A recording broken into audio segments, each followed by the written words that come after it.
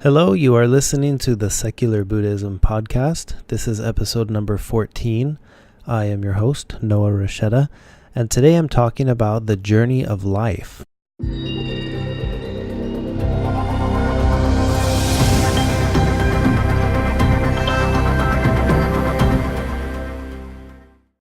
Hey guys, I'm excited to be recording this podcast episode this week.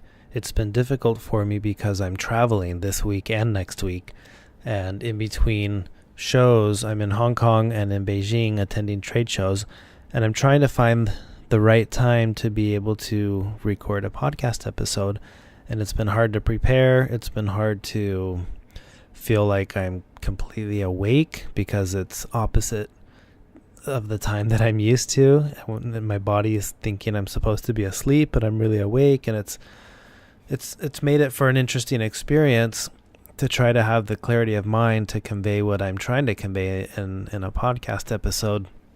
So this may be shorter than normal podcast episodes, but what I really wanted to discuss quickly was just the analogy of life, the journey of life, and what that experience is when compared to the story of, or to the analogy of flying over here. On my way here, when I got on the plane, the lady I was sitting next to right away said, "Man, this is a crappy airplane." And I kind of paused for a minute because I was thinking, what is she talking about? Why is this crappy? And then she went on to tell me, the last flight I was on had every chair had its own personal screen, and this one didn't have that. It was an older plane. And, as she was explaining everything and telling me how unhappy she was about being on this flight, it occurred to me to tell her something that she must have not known, which is that you don't need your own screen anymore. If you have a tablet or a smartphone, you just log into the Wi-Fi, and there you have the whole system, access to movies and videos and everything directly on your personal device. So I explained that to her and showed her how to log into the Wi-Fi on the airplane. And then she was all smiles and enjoying her trip once again, because suddenly she had gained knowledge that made the experience different for her. And I thought, man, there's got to be a lesson in that. As we go through life on the crappy plane, maybe the right knowledge will help us realize, oh, this actually isn't as bad as I thought. So I had that in mind throughout the rest of the flight, and I kept drawing lessons from the experience of being on the flight. And I thought, isn't life a lot like this journey where we start at one point and we all end at the same point? We start with life and we end with death. At least the experience that we're having in the present moment, that's how we know that it starts and ends, and that's all we know. And what we know that we have right now is just the present moment. And throughout the entire flight, I kept thinking about that. I would look at the clock, and in this case, I knew how much more time I had. I knew that there were 4 hours left, 6 hours left, 12 hours left. It was a 14-hour flight. And I kept thinking, but all I really know is that what I have is just what I have at this specific moment. And at one point on the trip, there was turbulence, and the plane kind of starts shaking. And I'm thinking, oh, I hope it's not like this the whole time. But there's no guarantee. It could have been like that for, the moment I started experiencing the turbulence, thinking, it could be like this for the next 5 hours. And I was like, oh, that would be horrible. And I kept thinking, but that's what we do in life, right? Turbulent times come up and we're thinking, oh, great, that's it. Life's going to suck forever. And it doesn't. Then it stops. And when it stops, I have no indication of whether or not there will be turbulence again, and if it's going to be the same or worse than it was last time. That's all part of the journey, that you're just going through it, waiting to figure it out and see what's going to happen next. And then on the flight, looking around, I thought, how interesting. There are people who have an entirely different experience of this whole ordeal. Some people up in first class, their chairs turn into beds, and they were flying with, they're asleep. They're enjoying the flight way more than those of us in the back. And then there are people in the very back, some stuck in the last row where the seats don't recline quite as far, and they're right next to the bathroom, and there are always people standing next to them. And I thought that's kind of how the experience of life is. And some people get to go through it first class, and others don't. And then the different events that happen along the way. It was really fun to take the whole experience of being on this plane and comparing that to the experience of life, and imagining some people sit there anxious, biting their nails for the entire flight, thinking, I cannot wait for this to be over, and others don't mind at all. And some are in a hurry, some are just relaxed, but in the end, we all get there to wherever there is, and throughout the entire journey, all that you really have is the present moment. So I wanted to talk about that concept of being alive, and the concept of all we have in this journey. Well, it's like we're on the plane ride, right?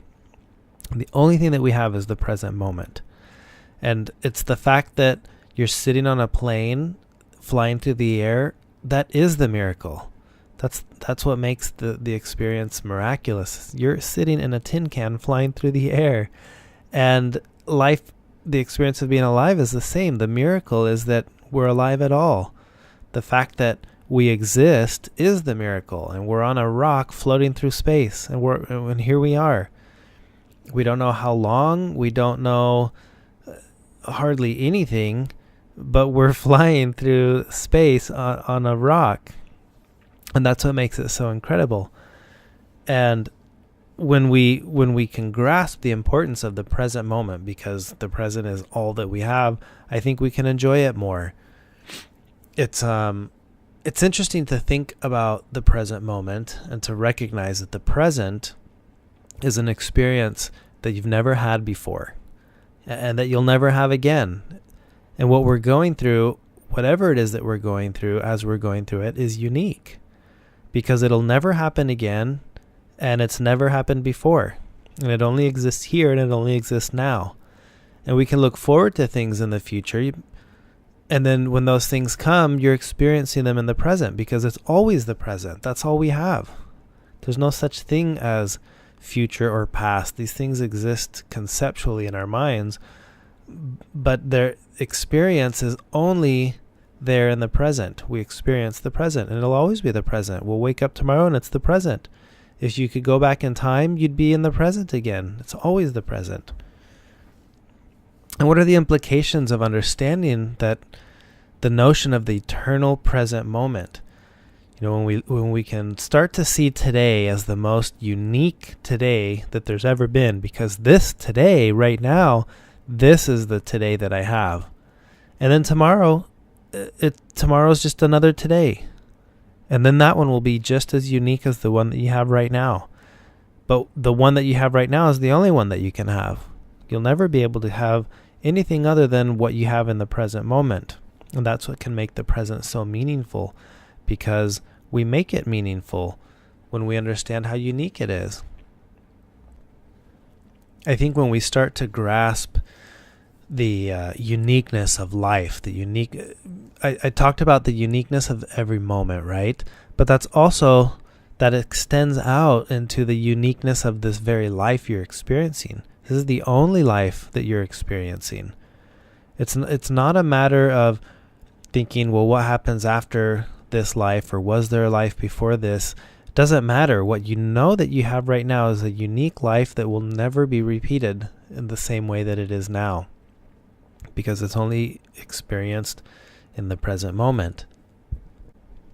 And one of the things that happens when we can sense that, and we sense the uniqueness of the present moment, is that I think we have a determination to really live, to authentically live in the present moment, is to just live authentically in general. We want to make the best of the life that we have, and we want to be the very best version of us that we are. It's not necessary to get caught up in the idea of how it should be, or what we should be, or how we should be. We become content with just being whatever we are. And I think this is exemplified in a quote by Pablo Picasso. I imagine he lived the kind of life that his mother was able to recognize in him, this tremendous talent. Like, whatever you do, you just do it. This is amazing. And he says, my mother said to me, if you are a soldier, you will become a general. If you are a monk, you will become the Pope.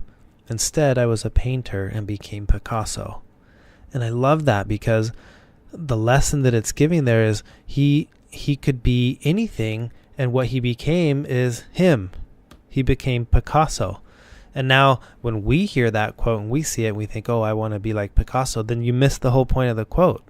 Because the point of the quote isn't that we should try to be like Picasso. It's that he found himself in the process of being able to be anything, the best anything he could have been. He became the best him that he could be, which is Picasso. And that's how it is for us as we go through this journey of life. We have the opportunity to be the very best version of you that you can be, because all you can ever be is you. That's what makes you so unique, is that there is no other you like you. You're the only one that's ever been and ever will be. And as you go through life and you're experiencing life in the present moment and you really get that, then all of a sudden life becomes miraculous. And it becomes miraculous because it's unique. It will never happen again. And when I think about that from my perspective, thinking, here I am experiencing life through a lens that will never be repeated, it makes everything so beautiful. I think that's really the essence of what it means to become enlightened.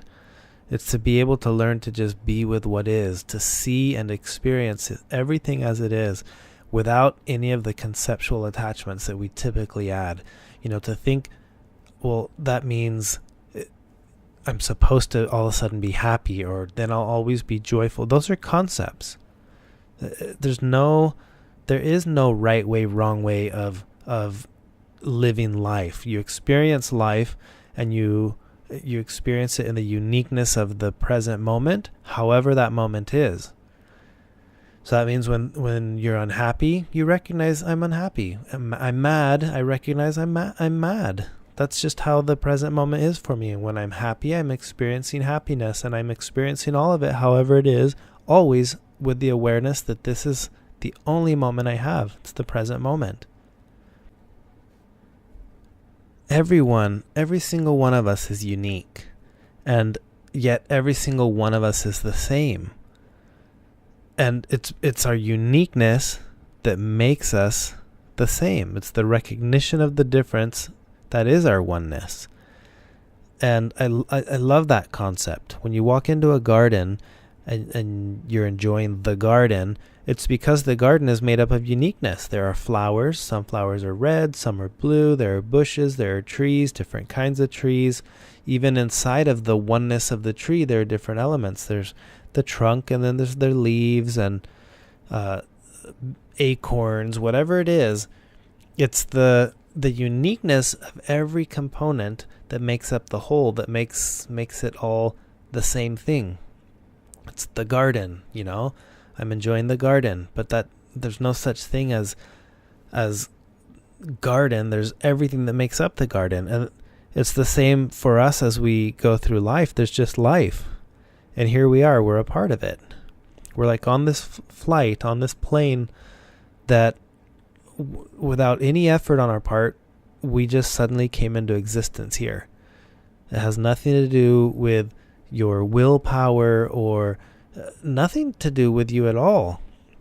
It has entirely everything to do with the actions, the causes and conditions, the actions of others that made you come into existence. And yet I find it so interesting how we suddenly are here existing for no reason, for with no effort on our part, and yet we develop this sense of ego where life is so important. Here I am, I'm here. And what are you guys going to do when I'm gone? And we go through life with that mentality of what is life going to be without me? How is it going to manage? And yet it does, because it's never been about you. And that's exactly what makes you so special, is that there's nothing special about you. It's our uniqueness. It's what makes us so unique, that we realize that we're all the same. We're all unique. And I think that's what makes life so beautiful. I love knowing that if something were to happen to me, I thought about this on the flight over, if something were to happen to this flight and all of a sudden I'm gone, nothing changes. Like, life goes on. That's the beautiful thing of life. And I think I'll go into that in more detail in a future podcast, addressing the whole concept of life and death. But I think what I really wanted to convey with this podcast is the understanding of the eternal present moment, the understanding of the uniqueness of the present moment, and that the journey of life, the whole point of it is the journey. It's the fact that in the present moment you are experiencing the journey of being alive, and this is something that you experience in a way that moment to moment you've never experienced this before, because every moment's different, every moment's changing. And the moment that you blink and take a breath, it's a whole new moment. And that's what we can awaken to, is the reality of the ever-changing nature of the present moment. And yet the present moment's all you'll ever have. You'll never have anything other than the present moment until you no longer are experiencing life the way that you are now. And I hope that with that understanding can come an awakening of sorts to the magic, to the magic of reality, the magic of the present moment, and the beauty of every moment, even the beauty of the moments that aren't beautiful. That they're still beautiful because they're not beautiful, and then they're beautiful because they are beautiful. What makes them so beautiful is that they're unique. They're unique, and every single moment is a new, unique experience that we've never had before. And that's what I wanted to talk about in this podcast episode. And hopefully this has been an enjoyable podcast that hasn't been too all over the place. Like I mentioned before, I apologize because I am not fully adjusted to the time zone, and I feel like I should be sleeping, but I'm trying to cram this in before I get up tomorrow and try to be awake when I feel like I'm supposed to be asleep. So I apologize for any cloudy thinking that may be going on in this podcast episode. But thanks again for tuning in, and please remember to share the podcast, write a review if you like it, and share it with someone who you might think would enjoy this or benefit from the topics that we discuss. And thank you very much for being a part of this journey with me, being on this flight of life. And I look forward to whatever comes ahead. Thanks. Until next time.